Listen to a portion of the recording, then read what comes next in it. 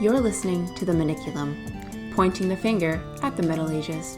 We bring you the choicest medieval nonsense, discuss and evaluate it, then pillage it for our own geeky purposes.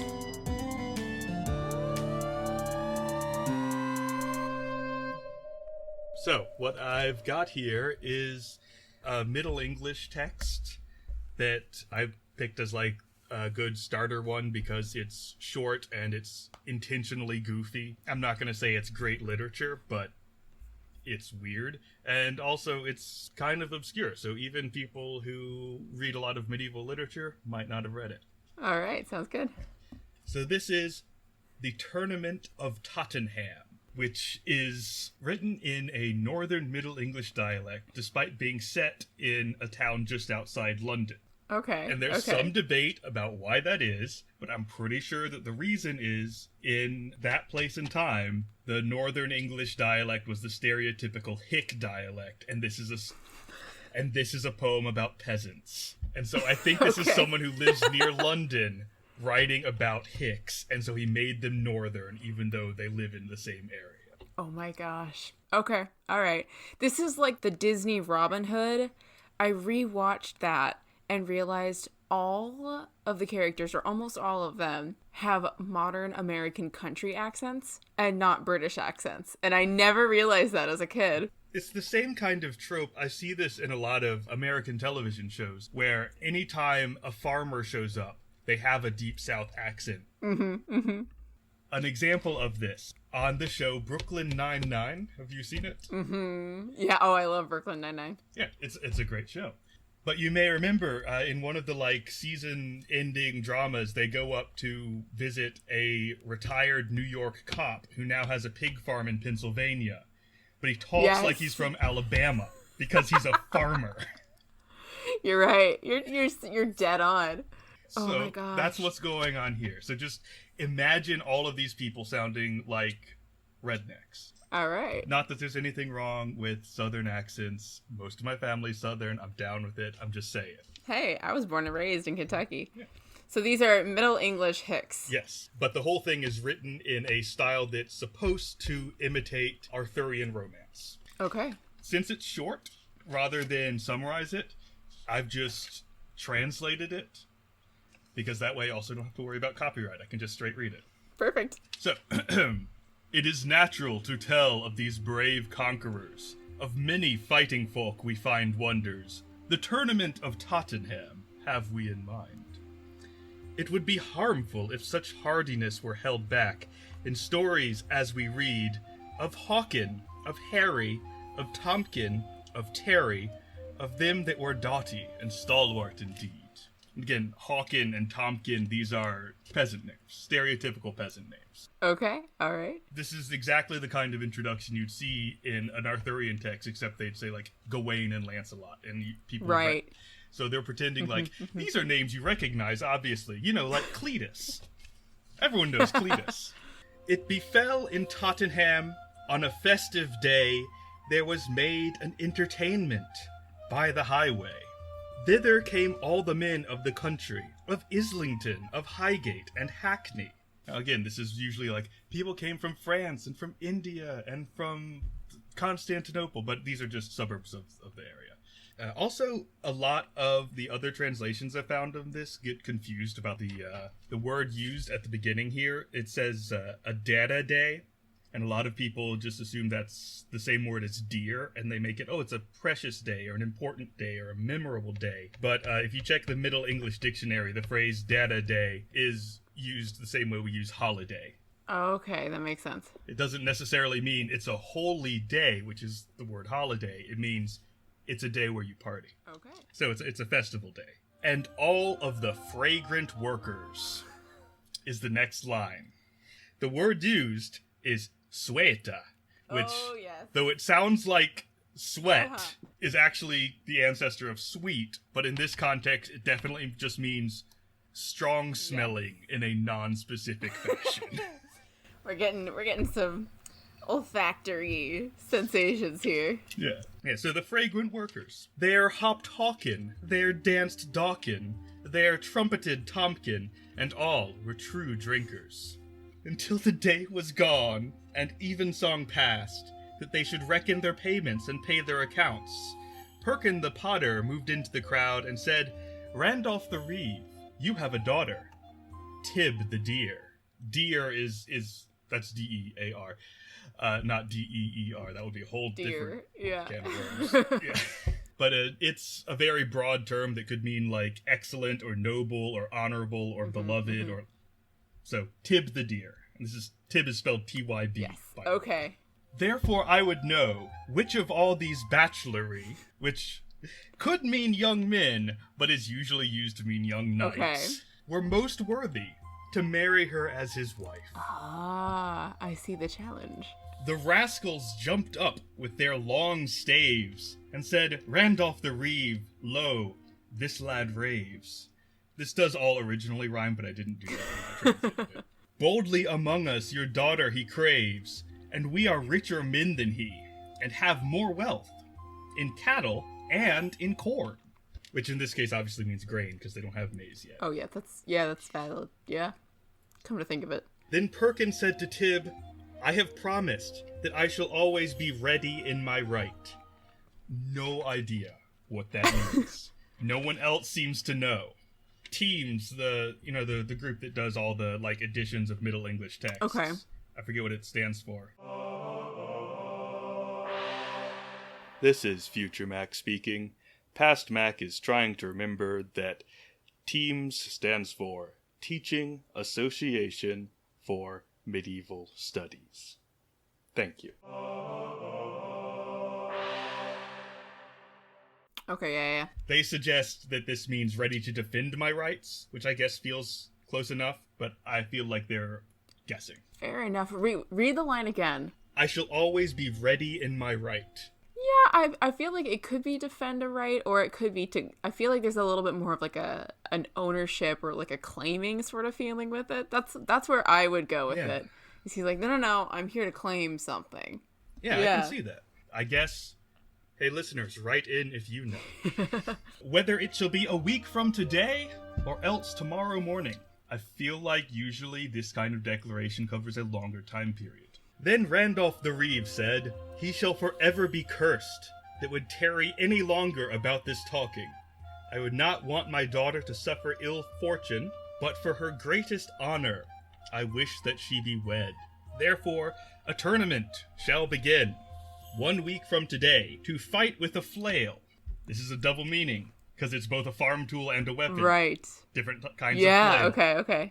Yeah, because it's either like a morning star or like something you use to thresh grain. Right.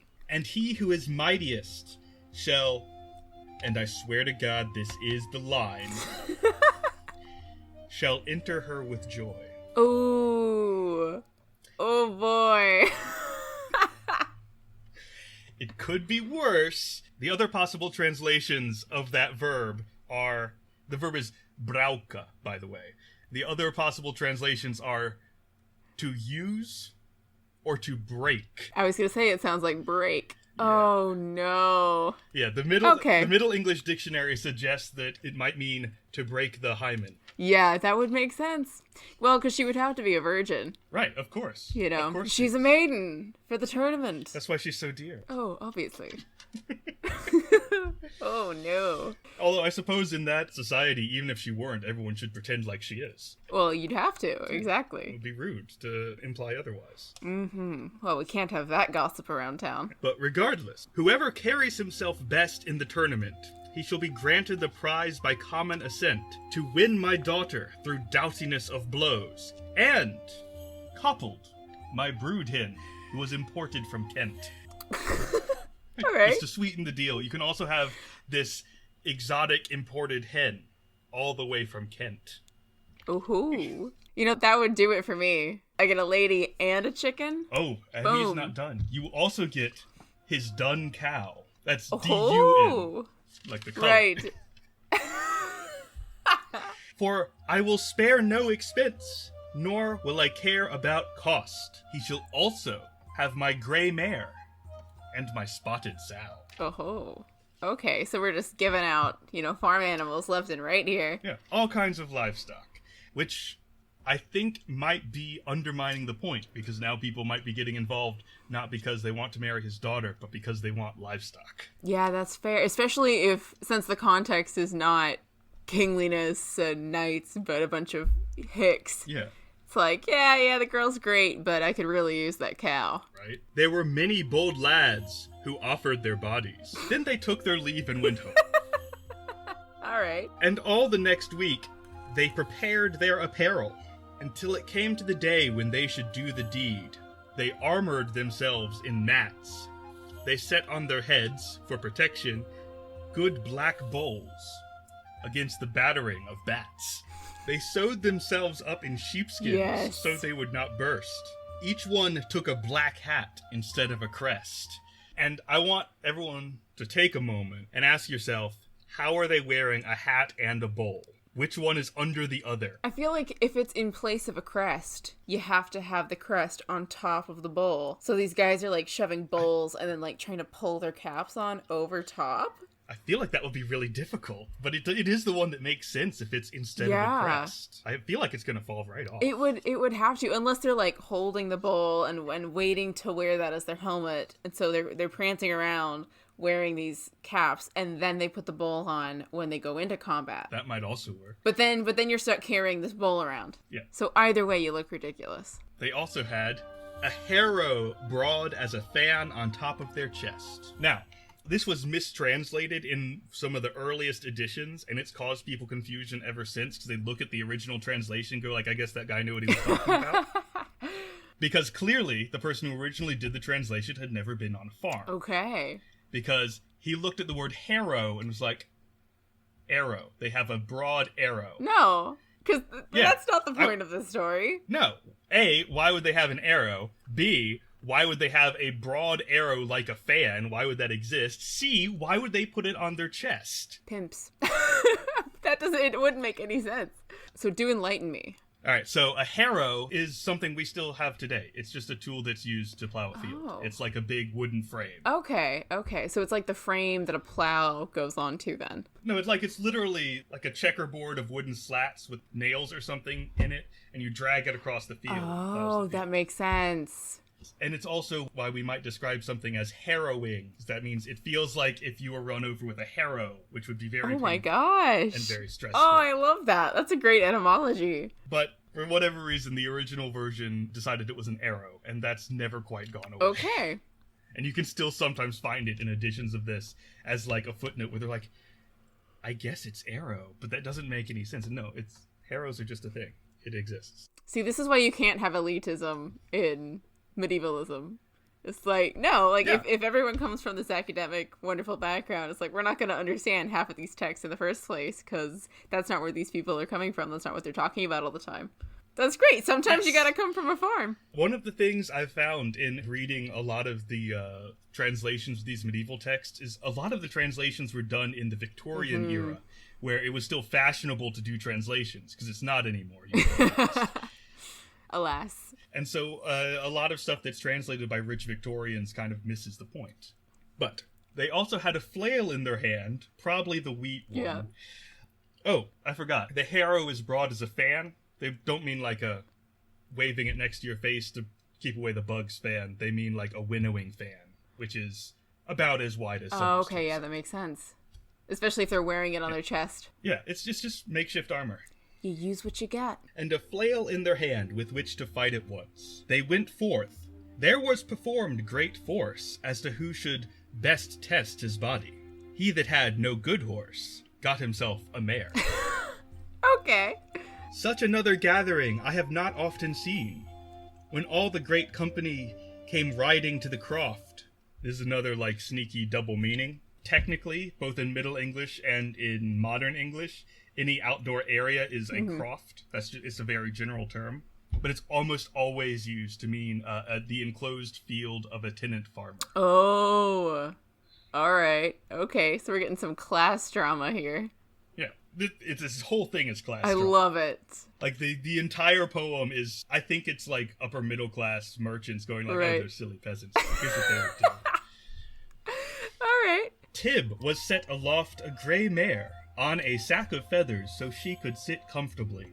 and led herself to the entrance of the croft. Because of the crying of all the men, I assume that means yelling and not sobbing. That would make sense. But if they've already started hitting each other, maybe some of them are crying. That's fair, too. It's interesting that she has feathers to sit on, because I suppose I wouldn't expect for such a hickish poem for her to be sitting on a pillow of feathers. On the other hand, I suppose they all have chickens, so... That's true. Feathers are available. Yeah, it's not like goose down or something. It's just, chickens. Yeah, it's probably not eider down. Yeah. Regardless, because of the crying of all the men, Tib would not then go further until she had her good brood hen set in her lap. Okay, we have an emotional support chicken. That is one of two possible interpretations I came up with for this. Okay, what's the other one? Alright, so either, as you say, like, she wants her emotional support chicken, or there are a lot of people involved in this who are really interested in the livestock portion of the prize, and they want her to bring the chicken with her so they can see it. Oh, you're like, does she have the goods? Does she have the chicken? Exactly. Okay. Oh, wow. Tib had on a brightly colored girdle, borrowed for the occasion, and this is something that I could make no sense of, but I could not find any other possible translation. Okay. A garland on her head full of round bones. Round bones? I could find no other possible translation than bones for the word they used there. What's the word? That's wild. A garland of bones. Okay, that's pretty badass, first off. Yeah, I like the idea. Yeah, I'm trying to figure out what bones it would be. Because knuckle bones are pretty round, which would make sense. That would make sense. But it's also a weird detail. Yeah, like why is she going around wearing bones and a borrowed girdle? Well, I assume she doesn't have a nice girdle herself. That part makes sense to me. That makes sense. The word is bonus. B-O-N-I-S. Bonus. B-O-N-I-S? Yeah. Huh. And it's not like a French word or something that they just botched up? It could be, but I could not find any other option. And is is often used as a plural. Yeah, that's right. In fact, in the very next line, they rhyme it with stonus, which is stones. Stones, yeah. Interesting. Yeah, I can't find anything in the Middle English Compendium either. Weird. I would almost want to say, like, a bonnet. But could you have a garland that's full of a bonnet? No, that's true. Maybe it's a type of flower?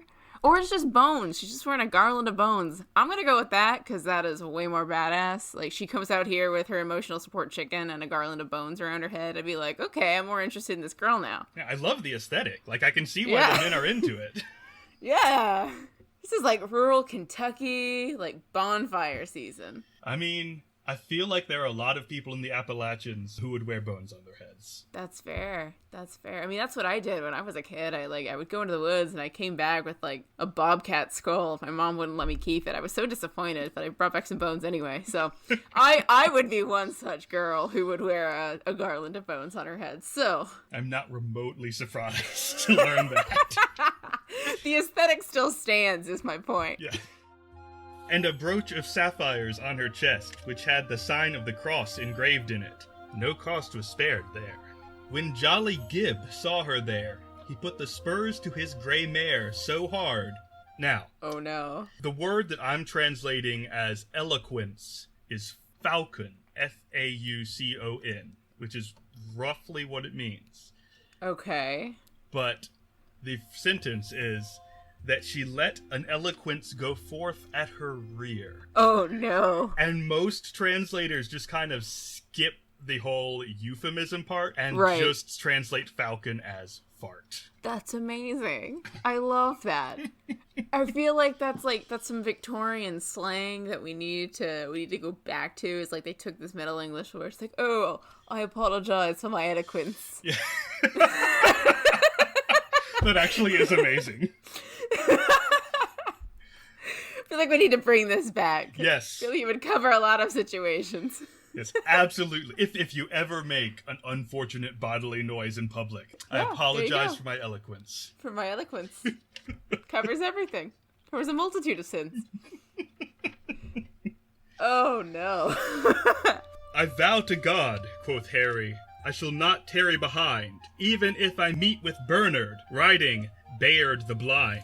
I have no idea who Bernard is, but Blind Bayard is apparently a legendary magical horse from the French, and I can't pronounce French. Cannot do it. That's okay, I can't either. So we're just gonna be the two American idiots botching up some French. The way I try to save it is I just make my accent as American as possible when I do French words. So this horse is from the French Chansons de Gesta. Okay. I love it. Okay. Which is... We apologize to every single French person or anyone who speaks French or anyone who can pronounce French, for the record. In my defense, French is like the only language that's as ridiculous as English. That's fair. I can't spell anything in French. I don't understand how the vowels work. I think the trick is just to keep adding letters until it looks right. I think so. Then just throw an X in for good measure. It's like Irish. You throw a B and an H in, you're good. The French phrase that I've just butchered there means something like songs of deeds. Oh, okay, yes. Like their version of the Arthurian romances that were mostly about Charlemagne and Roland and those guys. Right. Okay. Everyone should keep out of my way, for whoever I find before me, I know I shall wound him. Well said, quoth Hawken. And I avow, quoth Dawkin, if I meet with Tomkin, I shall take his flail from him. Okay.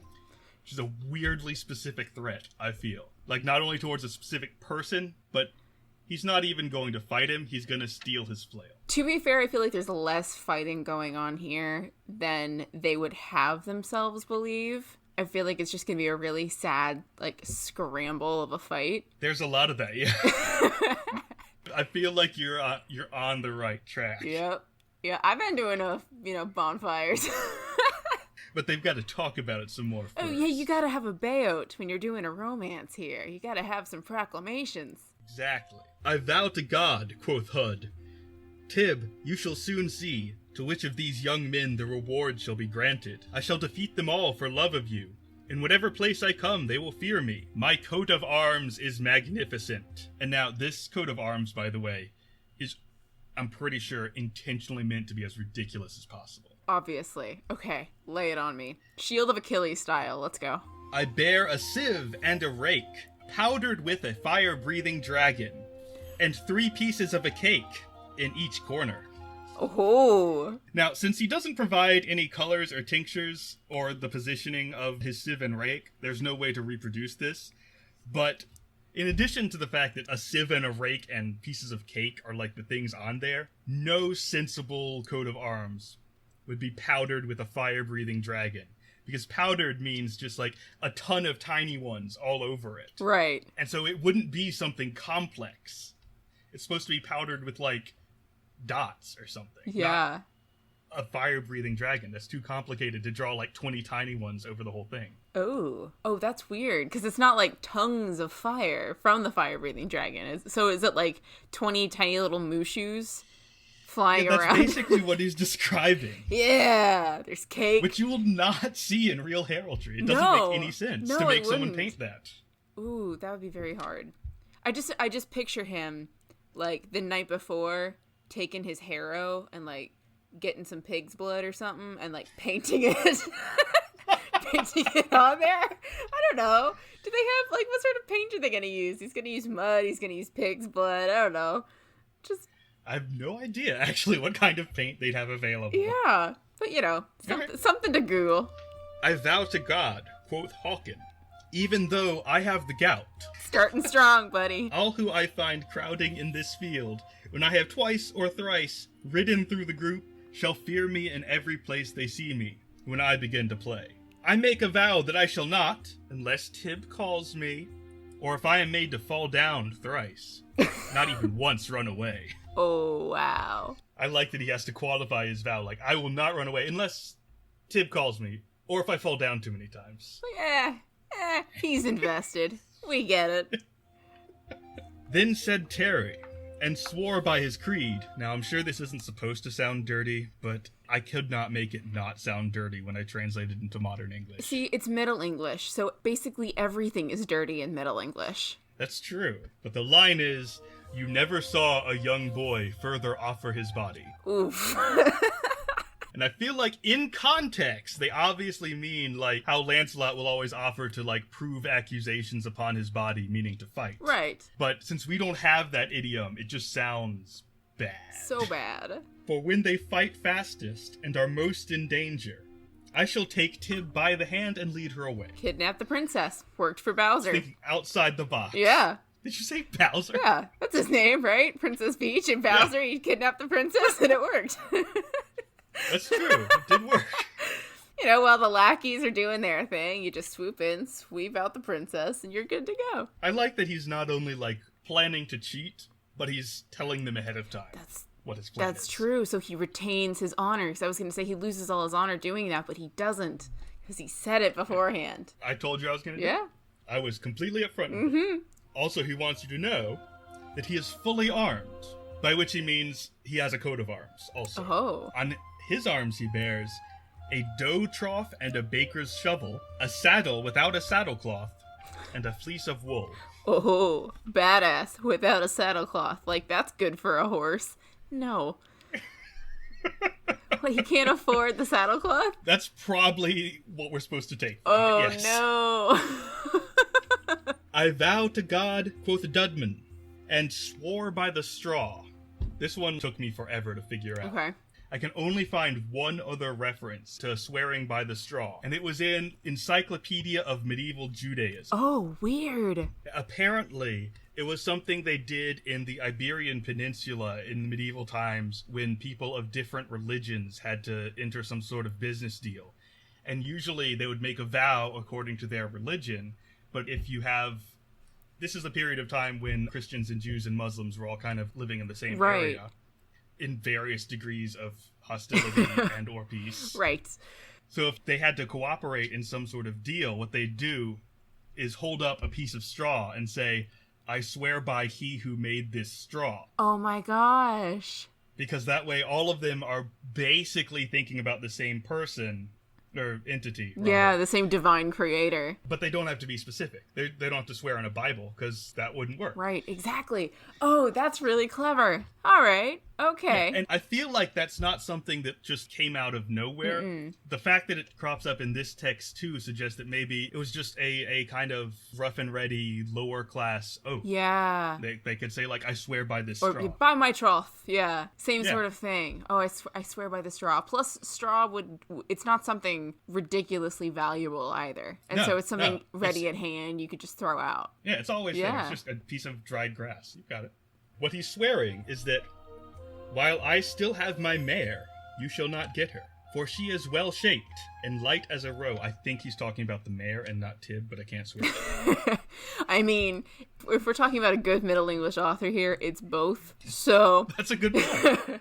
Whenever I see one of these things and I'm trying to translate one of these things and it doesn't make sense or I'm not sure to whom it's referring, I assume that it's both because I always think that they were clever enough to do that. And we do it in modern day, readings and jokes and stuff. So why shouldn't they? So I always take it as both. It probably is. All right, yeah, I'm going to take that interpretation. When he says she is well-shaped and light as a roe, he means both Tib and the mare. For the record. Just throwing that. Yes. Presumably this next part is definitely about the horse, but I couldn't swear to it either. There is no horse within a mile who can go before her. She will not mislead me. She will bear me, I dare say, on a long summer's day, from Islington to Hackney, and not another half mile. It's alright, it's up to a point. Yeah. Alright. I feel like that's probably still a long distance for a horse to go on a summer's day, but I'm neither familiar with the geography of England nor with horse riding sufficiently to make that I think you can do 40 miles in a day at a decent pace on horseback. But of course, it depends on how far, like how loaded the horse is. But I don't know what the geography would be. Now, are you taking that from actual knowledge of horses, or because that's roughly how quickly they move in D&D? No, that's from actual knowledge. I did actually look that one up because I wanted to be accurate. Isn't it? Because I thought it was 30 miles a day by foot and then 40 miles a day by horse if you're going at a slow, like pretty slow pace. You're not like cantering or galloping. I think so. On a road, yeah, I think that's about right. I think it varies. It varies if you go through more difficult That's true. terrain. That's true. But, There we go. All right. I vow to God, quoth Perkin, you speak of cold roast. No idea about that particular Cold idiom. roast. You speak of Cold cold roast. roast. Cold or pulled? Cold. Cold, huh? The team's edition suggests it might mean something like you are counting your chickens before they hatch. Yeah, that would make sense. But also Sands, who did the edition in Middle English Verse Romances, which is the collection I originally found this in, says that cold roast might be a common term for something trivial. And so in this case, it might mean you're talking nonsense. Okay. So basically, you're full of crap, is what he's saying. Yeah. Yeah. He is in some way dismissing this guy, but since the idiom didn't survive, we have no idea what the details of that dismissal might be. Okay. I shall behave more wisely, without any boast. 5 of the best horses that are in this host, I know I shall win them, and bring them to my side, and grant them to Tib. Well, boys, here is he who will fight and not flee, for I am in my jollity, with joy to jibe. Oh ho ho. I like that he's also thinking outside the box, but his plan is to steal everyone else's horses and give them to Tib as like a present, which I don't know how that's gonna work. I mean, if he's marrying her, it would still be a part of his property anyway. So this is great because it shows your man and it shows her how much he cares for her, but he also gets the benefit of having 5 new horses plus all the other livestock and a wife. That's a good interpretation. I like it. So, I mean, he's getting a lot of honor out of this. He's getting Tib's approval because she's like, oh, 5 new horses, look at us. Plus, she gets to see this guy put all the other guys to shame. Like, I'm rooting for this guy. I like him too. Yeah. When they had made their vows, they hurried forth, with flails and horns and wooden trumpets. I don't know if you can actually make a functional trumpet out of wood. I've never tried. It's just a medieval kazoo. Yes. I am accepting this as canon. There we go, medieval kazoos. It's a thing. There were all the young men of this country. They were arranged as they wished themselves. Rank and file. Their banners were very bright, made from old rat's hide. Oof. Ooh. See, now I'm just picturing that they didn't even bother to take off the tail.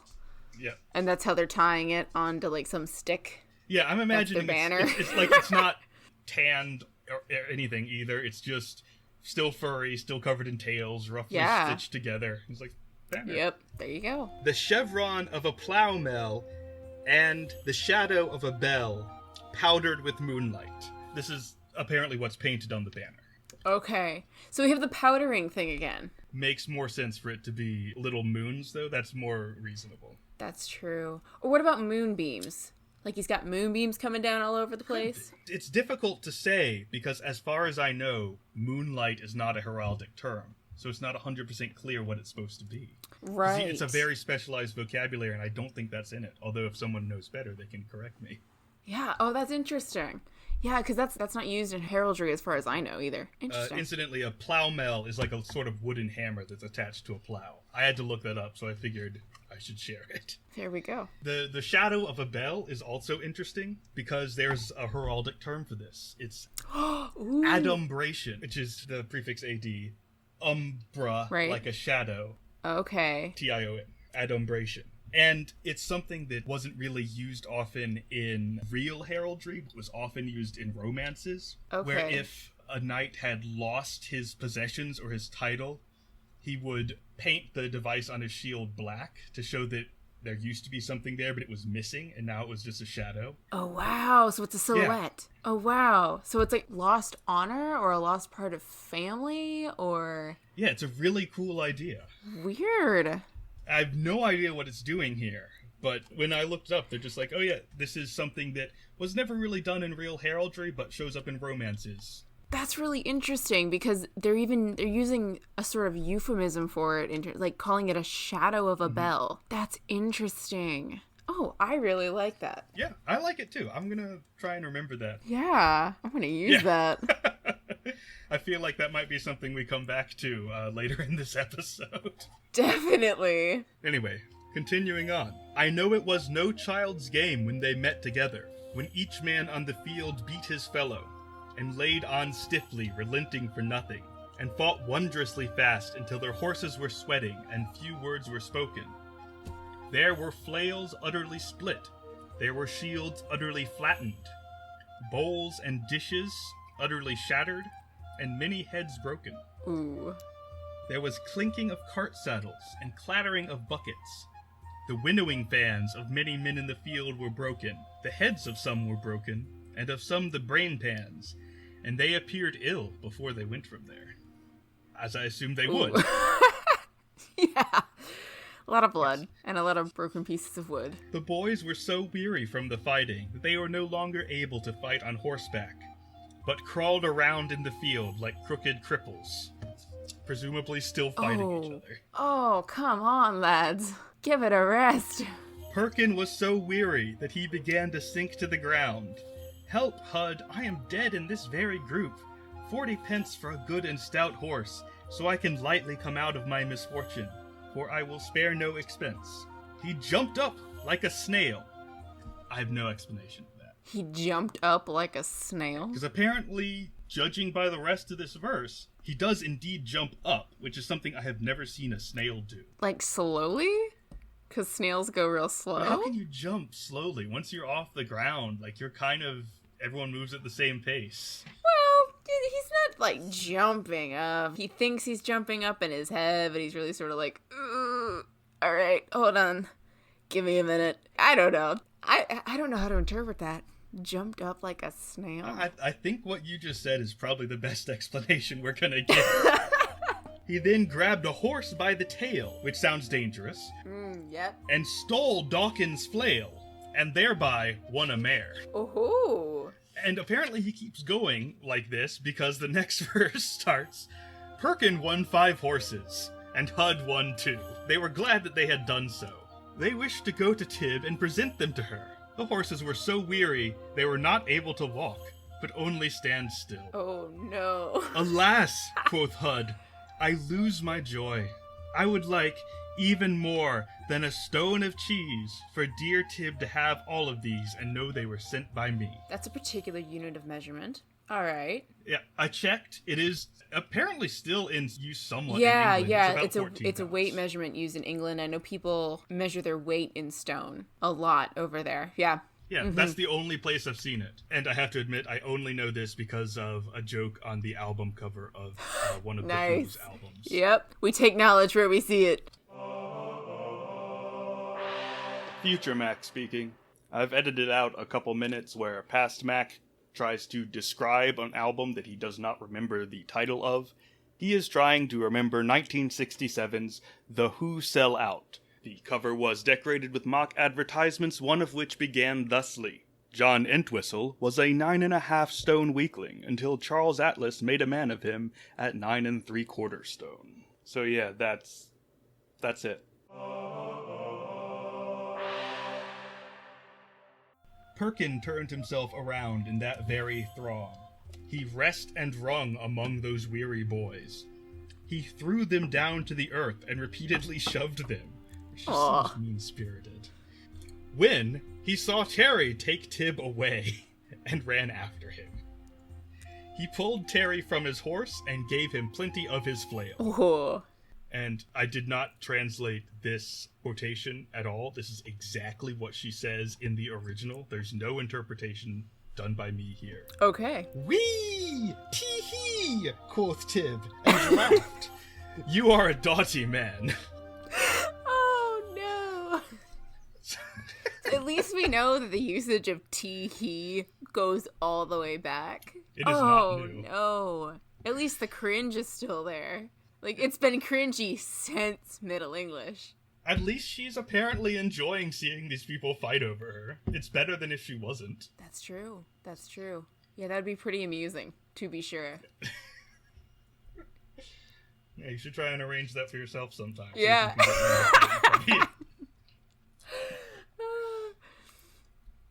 Then report back. Yeah, well, I will tell you, we have something similar up here in Alaska. And it's on, I kid you not, this is a real thing. It's on the saloon every summer, because we have a saloon. We have 2 saloons on Main Street, small town Alaska, and it's naked women's Jello wrestling. I kid you not, this is a real thing. I've heard of this. I did not know it was real. I thought it was like a joke. Nope, it's real. Oh, I know. So, if they had this back then, we've got naked women's Jello wrestling now, so get something for everybody. I'm surprised that there is any contest that requires nudity that far north. Like, you'd think everyone would want to be as clothed as possible. You would think that, but in the summers, it's actually quite warm. Really? I mean, it's 71 today, which is about as warm as it's going to get. That's still warmer than I thought Alaska ever got. Oh, yeah. So I've learned something. Yeah. No, it gets up into the 90s and the hundreds in close up to Fairbanks. We actually have a desert up there with actual sand. Clearly, I have completely the wrong idea about Alaska. Yeah, we have every single climate except for tropical rainforests. Oh, but that's the best one. I know, but alas, we are not on the tropics.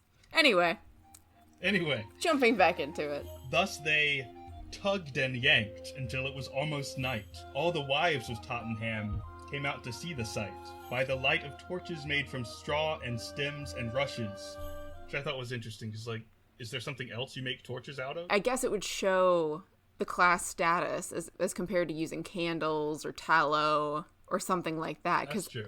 I would expect some sort of tallow candle at least, but if they're using straw, they're using what they feed their cattle to also burn. I'm sure you could probably make a better torch out of, like, cloth wrapped around wood.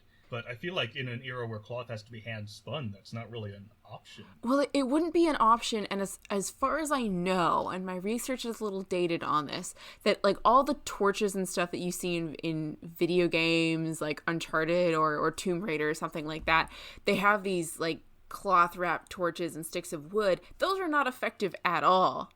Really? Yeah. And so, I know, I didn't realize this, because I was like, yeah, it would burn decently well. No, because fires burn like that because it's older wood, and it's slow over a period of time, so you get down to the embers. But if you're looking for something for light and something to carry, you don't want to be carrying around wood that's going to flake off and chunk off. So, my guess is that if you're not going to use tallow, if you're not going to use a lantern or something like that, then rushes and straw would actually be a better option.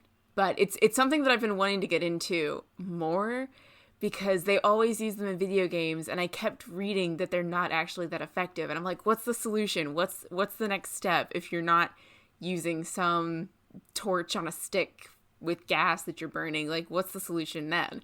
So I actually haven't found a solution yet, but it's something that I want to look into. That is something I'd be interested to know as well. Yeah. But it's interesting that they say reeds and straw. So maybe that's a more effective model, but I don't know. I'm sure it burns brighter, but I also feel like it doesn't burn very long. Right, faster. But they are, I mean, they are peasants. Like I've said, I don't play a lot of video games, but I've seen, like, illustrations of torches. Like in D&D manuals. Right. And they're always those cloth-wrapped, like, logs. Right. Like, that's what we have in our head, but apparently it doesn't burn that well. So I'm trying to...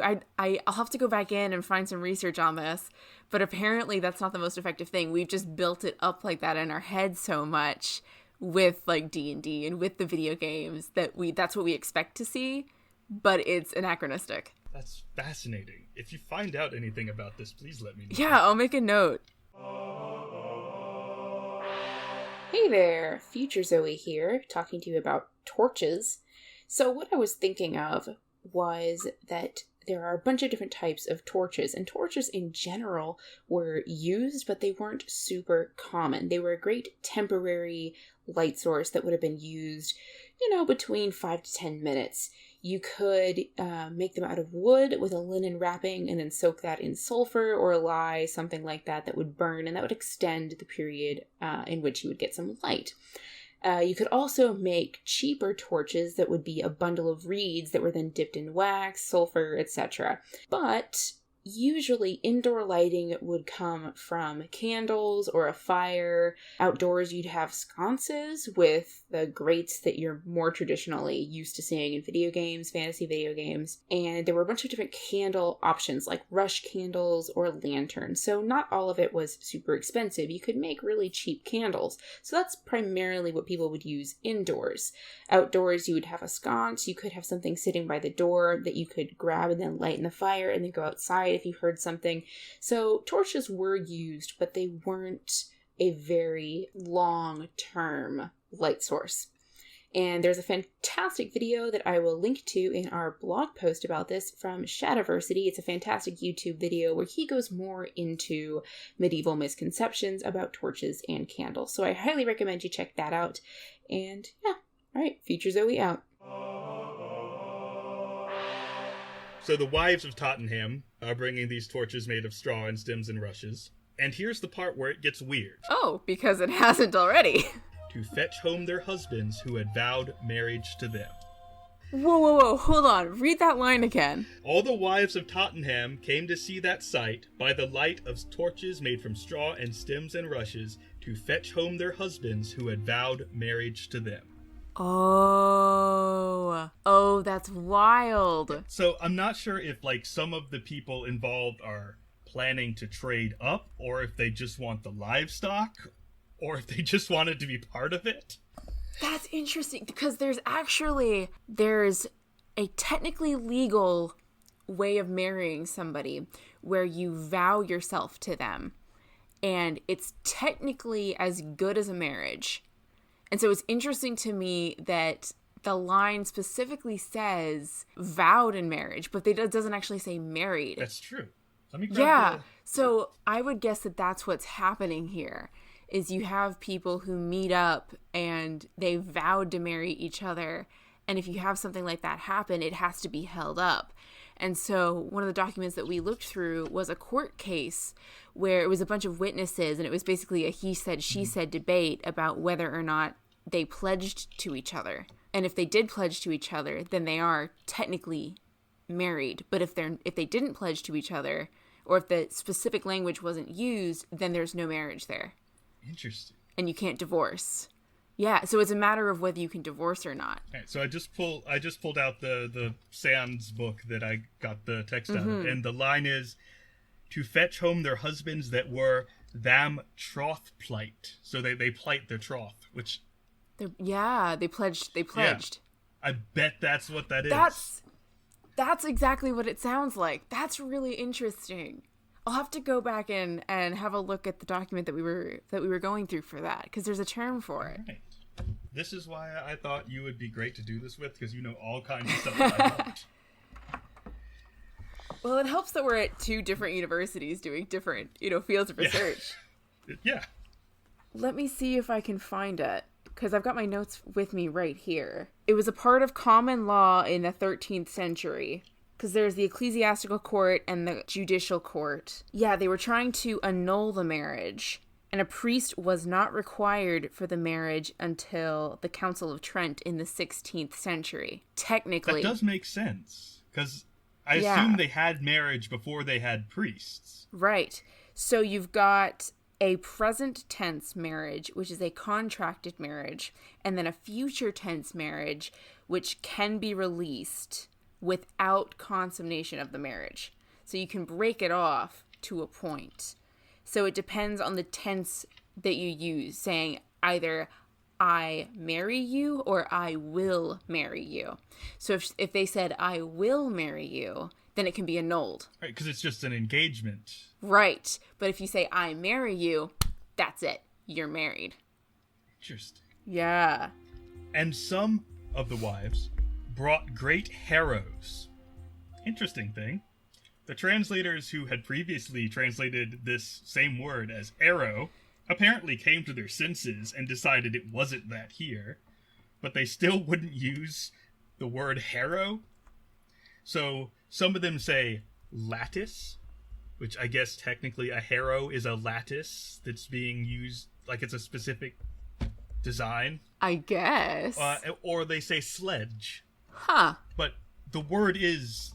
harrow. Yeah, I'll pull it up. It's spelled almost exactly the same. It's Harwes in Middle English. Yeah, that still makes sense, though. It's the same word. It's just, the spelling has changed. No, I'm with you on this one. And if it's still a modern word, just use that one. We have dictionaries.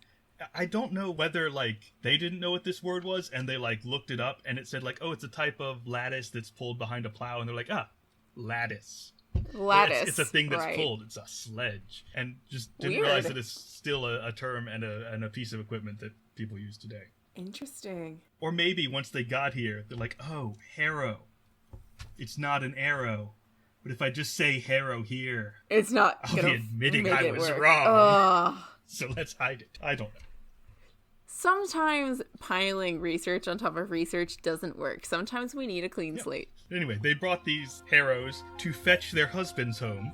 Oh no. Some on doors, and some on gates, some on lattices, and some in feeding troughs, and some in wheelbarrows. Because they're all beat up and they need help getting back, I presume. Aww. Oh no. From the rest of the poem,